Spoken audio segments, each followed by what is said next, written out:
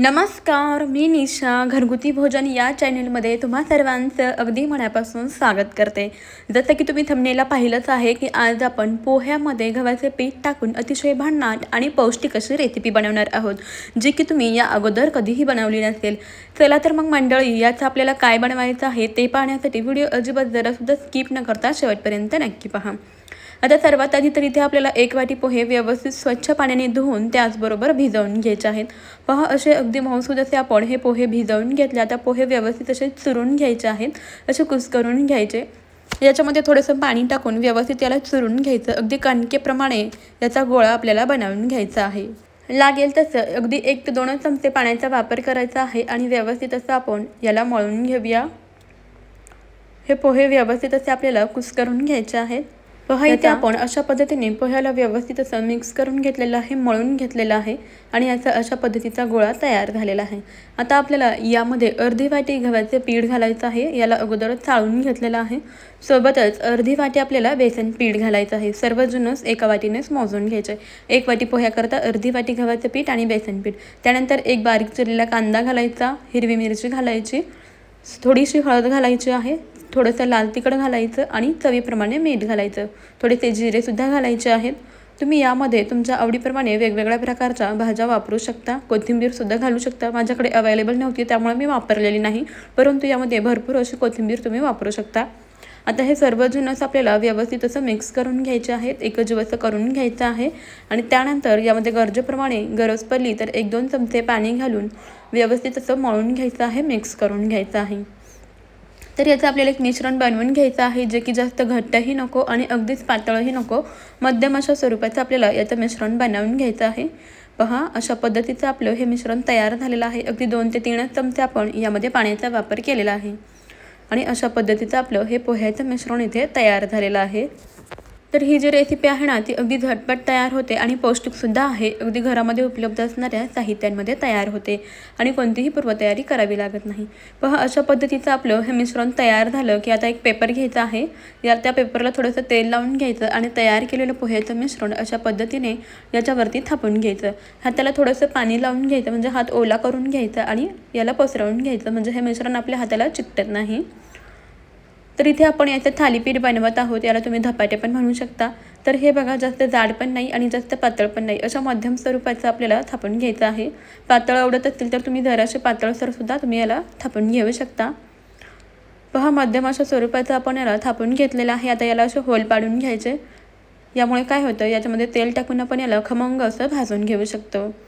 पहा, मस्त असं हे थालीपीठ तयार झालेलं आहे। आता गॅसवरती पॅन ठेवायचं आहे आणि याला थोडंसं तेल लावून घ्यायचं आहे।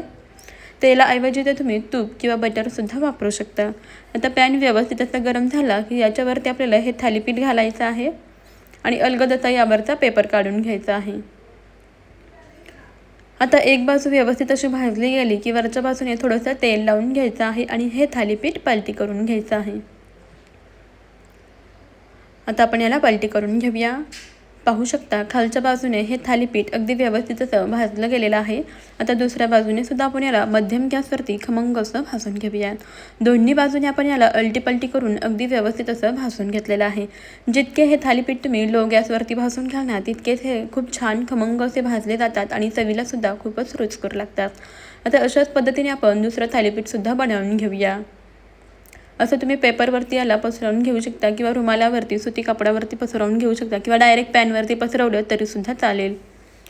तर हे पोह्याचे थालीपीठ अगदी झटपट तयार होतात। कोणतीही पूर्वतयारी न करता आपण सकाळच्या नाश्त्यासाठी म्हणा किंवा टिफिनसाठी बनवू शकतो। अगदी घरामध्ये उपलब्ध असणाऱ्या साहित्यांमध्ये तयार होतं आणि महत्त्वाचं म्हणजे कमीत कमी तेलामध्ये सुद्धा तयार होतं आणि खायलाही पौष्टिक आहे। पहा, इथे आपण दुसरं थालीपीठसुद्धा पॅनवरती घातलेलं आहे। आता खालची बाजू भाजली गेली की वरून थोडंसं तेल लावून घेऊया आणि याला जे होल पाडलेत ना, त्यामध्ये सुद्धा थोडंसं तेल घालायचं, म्हणजे हे थालीपीठ अगदी खमंग असे भाजले जातात आणि चवीला सुद्धा खूपच भारी लागतात।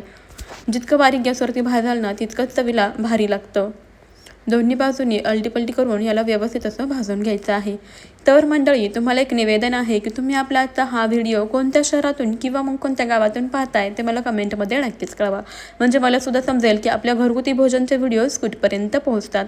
आपल्या चॅनलवरती मी अशाच साऱ्या खूप युनिक आणि पौष्टिक अशा रेसिपीज अपलोड केलेल्या आहेत, त्यासुद्धा एकदा नक्की चेक करा. मला खात्री आहे तुम्हाला आपल्या घरगुती भोजनच्या युनिक अशा रेसिपीज नक्कीच आवडतील. त्यासाठी आपल्या घरगुती भोजन चॅनेलवरचे रेसिपीज नक्की चेक करा.